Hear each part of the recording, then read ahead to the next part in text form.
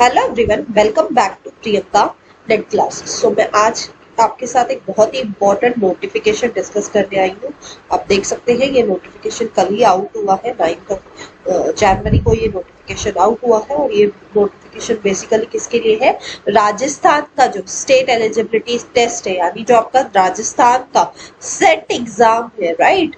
जो भी स्टूडेंट्स राजस्थान को बिलोंग करते हैं उनके लिए ये नोटिफिकेशन बहुत ही इंपॉर्टेंट है, क्योंकि आपका जो सेट का नोटिफिकेशन है वो ऑलरेडी आउट हो चुका है। ठीक है, सो ऑनलाइन एप्लीकेशन इनवाइट की गई है राजस्थान के सेट एग्जाम के लिए। जो भी स्टूडेंट्स असिस्टेंट प्रोफेसर बनना चाहते हैं राजस्थान स्टेट में, ठीक है, उन सब के लिए ये नोटिफिकेशन बहुत ही यूजफुल रहेगा। आप देख सकते हैं यहाँ पे आपकी सब्जेक्ट कोड है और साथ ही साथ सब्जेक्ट का नेम है। ठीक है, अब देख सकते हैं सारे के सारे सब्जेक्ट्स, जो भी जिस भी सब्जेक्ट में राजस्थान का सेट एग्जाम होता है वो सारे सब्जेक्ट्स यहाँ पे मेंशन्ड है आपके लिए। और साथ ही साथ एक इम्पॉर्टेंट चीज आपको बताई गई है कि जो स्टूडेंट्स की मास्टर्स डिग्री ज्योग्राफी में है वो क्या कर सकते हैं, और उनका स्पेशलाइजेशन किस में है? पॉपुलेशन स्टडीज में है, तो वो भी पॉपुलेशन स्टडीज के सब्जेक्ट में एग्जाम दे सकते हैं। ठीक है, इसके अलावा भी बाकी सारे सब्जेक्ट्स आपके सामने हैं, chemical science, commerce, computer science and application, earth science, economics और मैनेजमेंट, बहुत सारे मैथमेटिकल साइंस, उर्दू वगैरह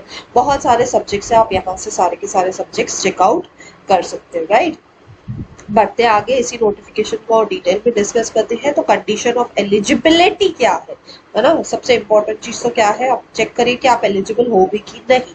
तो अगर आप जनरल कैटेगरी के हो, ओपन कैटेगरी के हो, या आप अनरिजर्व या ईडब्ल्यूएस कैटेगरी के हो, तो कम से कम आपकी क्या होनी चाहिए? कम से कम आपको 55% मार्क्स आनी चाहिए किसमें? आपकी मास्टर्स डिग्री में। से फॉर एग्जाम्पल आप में से कोई सपोज कॉमर्स सब्जेक्ट में सेट का एग्जाम देना चाहता है, राजस्थान सेट का, ठीक है, तो जो आपने मास्टर्स डिग्री की है, यानी जो आपने एमकॉम किया हुआ है, तो उसमें कम से कम आपकी कितनी मार्क्स होनी चाहिए? उसमें कम से कम आपकी 55% होनी चाहिए। ठीक है, और अगर आप ओबीसी कैटेगरी को बिलोंग करते हैं, या schedule caste, schedule tribe, person with disability, ठीक है, या थर्ड जेंडर कैटेगरी में बिलोंग करते हैं, तो आपके लिए 5% की रिलैक्सेशन है। आपको मास्टर्स डिग्री में कितना लेके आना है? कम से कम 50% लेके आना है। ठीक है, तो याद रखिएगा, अगर आप जनरल कैटेगरी के हैं तो कम से कम 55%, और अगर आप SC ST OBC इन सब कैटेगरी से हैं तो आपको 50% मार्क्स लेके आना है।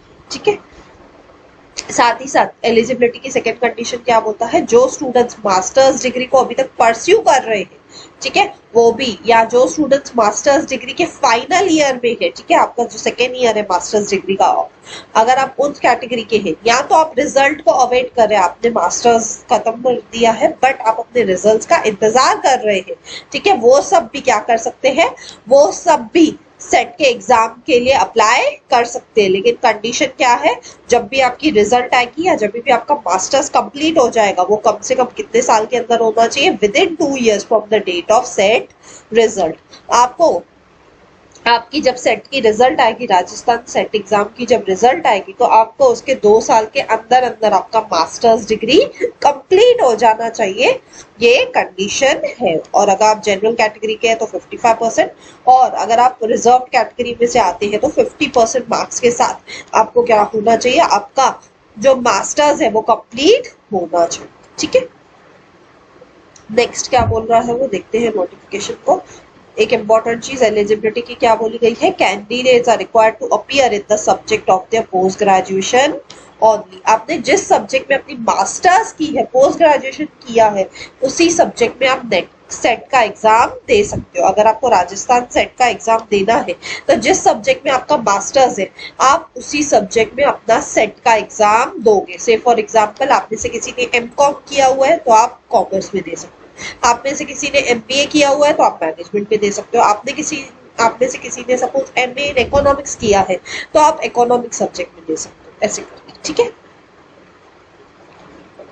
चलिए आगे बढ़ते हैं। वैलिडिटी क्या है? जो सेट सर्टिफिकेट है उसकी वैलिडिटी क्या होती है? पर्टिकुलर स्टेट में ही होती है, यानी जो स्टूडेंट्स सिर्फ और सिर्फ राजस्थान स्टेट को बिलोंग करते हैं वही स्टूडेंट्स क्या है? राजस्थान सेट एग्जाम देने के लिए एलिजिबल है, और उन्हीं के लिए ये एग्जाम वैलिड है।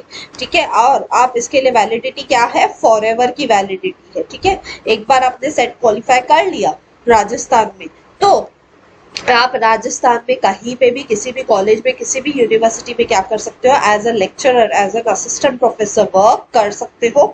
आप वहां पे अपने लिए अप्लाई कर सकते हो और उसकी वैलिडिटी फॉर एवर है। सेट एग्जाम में आप एक बार क्वालिफाई हो गए तो फॉर एवर के लिए आप क्या हो, असिस्टेंट प्रोफेसर के लिए पोस्ट के लिए एलिजिबल हो चुके हो। ठीक है, अब paper of examination, pattern of examination क्या है, तो दो पेपर होते हैं, आपको पता है, जैसे नेट में होता है पेपर 1 एंड पेपर 2, सेम यहाँ पे भी सेम ही होता है। ठीक है, पेपर 1 में कितने क्वेश्चन होते हैं, 50 क्वेश्चन 100 मार्क्स के लिए, यानी एक क्वेश्चन कितने मार्क्स का हुआ, एक क्वेश्चन ऑलमोस्ट 2 मार्क का हुआ है ना। और पेपर 2 में कितने क्वेश्चन होते हैं, पेपर 2 में होते हैं आपके 100 क्वेश्चन 200 मार्क्स के लिए। ठीक है, और टोटल आपको कितना टाइम मिलने वाला है, टोटल आपको 3 घंटे मिलने वाले हैं, 1 घंटा पेपर 1 के लिए, 2 घंटा पेपर 2 के लिए। ठीक है, और दोनों ही टोटल कितना हुआ टाइम, टोटल ड्यूरेशन है आपकी 3 आवर्स, और बिल्कुल भी ब्रेक नहीं है इसके बीच में, 3 घंटे लगातार आपको मिलेंगे सेट का एग्जाम कंप्लीट करने के। ठीक है, आगे बढ़ते हैं, और क्या बोला है, मीडियम ऑफ क्वेश्चन पेपर, तो क्वेश्चन पेपर इंग्लिश और हिंदी दोनों में अवेलेबल रहेगा, यानी आप अगर इंग्लिश में कंफर्टेबल है तो आप इंग्लिश में आंसर आउट कीजिए, हिंदी में भी कंफर्टेबल है तो हिंदी में भी कर सकते हैं। ठीक है, लेकिन अगर कुछ क्वेश्चन में डिफिकल्टी आई, कुछ ट्रांसलेशन में या किसी भी कुछ प्रॉब्लम हुई, तो जो भी इंग्लिश वर्जन में लिखा रहेगा वही क्वेश्चन राइट माना जाएगा। ठीक है, तो इसकी तो आपको दिक्कत नहीं है, आप इंग्लिश में अटेम्प्ट करो, हिंदी में अटेम्प्ट करो, आपके लिए तो बात एक ही है। ठीक है, मार्किंग स्कीम क्या है, तो हर एक क्वेश्चन 2 मार्क्स का है। ठीक है, हर एक क्वेश्चन के करेक्ट आंसर के लिए आपको 2 मार्क्स मिलेंगे, कोई नेगेटिव मार्किंग नहीं है, सबसे इंपॉर्टेंट चीज। अगर आपने कोई क्वेश्चन रॉन्ग भी कर दिया तो उसके लिए कोई नेगेटिव मार्किंग नहीं है, तो ये अच्छी बात है। एंड अगर आपने कोई क्वेश्चन अनअटेम्प्टेड छोड़ा है तो उस पर भी आपको कोई मार्क्स नहीं मिलेगी। ठीक है, आपको क्या करना है, कैंडिडेट को चूज करना है करेक्ट ऑप्शन को। ठीक है, आपके सामने क्वेश्चन रहेगा और उसमें से आपको 4 ऑप्शन रहेंगे, आपको जो भी ऑप्शन सही लगता है आप उसको चूज कीजिए, आप उसको टिक कीजिए। ठीक है, और अगर कोई क्वेश्चन इनकरेक्ट हुआ और उस क्वेश्चन को आगे जाके सेट वालों ने ड्रॉप कर दिया तो उसके आपको एडिशनल 2 मार्क्स मिलेंगे। ठीक है, सपोज कभी कभी क्या होता है ना, सेट और नेट के एग्जाम में कभी कभी होता है कि इतने सारे पेपर बनते हैं तो कोई एक आधा क्वेश्चन कभी रॉन्ग सेटअप हो जाता है, गलत ऑप्शन आ जाते हैं। तो अगर क्वेश्चन ही रॉन्ग है और अगर आपने वो क्वेश्चन का आंसर फिर भी अटेम्प्ट किया है तो उसके लिए आपको 2 मार्क्स मिलेंगे ही मिलेंगे। क्यों, क्योंकि वो आपकी गलती नहीं है, वो सेट वालों की गलती है। ठीक है, सिलेबस क्या है, तो सेट एग्जाम का सिलेबस सेम है जो आपका नेट का सिलेबस है। ठीक है, जो नेट का सिलेबस है वही सेम सिलेबस आपका सेट राजस्थान सेट का भी है। नेट का सिलेबस क्या है, तो नेट की वेबसाइट से आप डाउनलोड कर सकते हो या सेट की वेबसाइट से भी डाउनलोड कर सकते हो, या मेरे टेलीग्राम चैनल पे भी नेट का सिलेबस गिवन है। ठीक है, एज लिमिट है क्या, सबसे इंपॉर्टेंट चीज, तो कोई भी एज लिमिट नहीं है, आप कितने भी इयर्स के हो फिर भी आप सेट का, राजस्थान सेट का एग्जाम दे सकते हो, प्रोवाइडेड आप उस स्टेट से होने चाहिए। ठीक है, अगेन एक इम्पॉर्टेंट चीज, एग्जामिनेशन फी क्या है, तो अगर आप जनरल कैटेगरी के, एसबीसी ओबीसी कैटेगरी के हैं, ठीक है, या आप राजस्थान स्टेट के हैं या आउट ऑफ स्टेट के भी हैं, तो आपके लिए फीस कितनी है, 1500।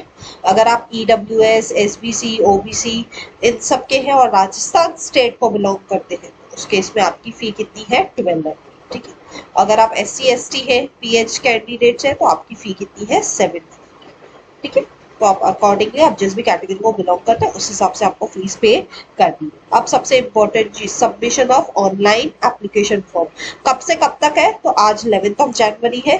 ठीक है, और एप्लीकेशन फॉर्म कब से खुलने वाले हैं, 12 जनवरी से, यानी कल से आपका राजस्थान सेट का एप्लीकेशन फॉर्म खुल जाएगा, राजस्थान सेट की वेबसाइट पे लाइव हो जाएगा। आप कल से जाके अपना फॉर्म अभी से ही फिल करके रख दीजिए, कल ही जाके जैसे ही आप कल के दिन में क्या कर लीजिए, राजस्थान सेट का फॉर्म फिल कर दीजिए, क्योंकि कल से ये सेट का फॉर्म ऑनलाइन लाइव होने वाला है। और लास्ट डेट कौन सी है, लास्ट डेट है 11 फरवरी। ठीक है, डेट ऑफ एग्जामिनेशन, सबसे इंपॉर्टेंट चीज, एग्जाम कब है, तो वो एग्जाम है 19 मार्च को 2023। आपका सेट का, राजस्थान सेट का एग्जाम कब है 19 मार्च 2023 को।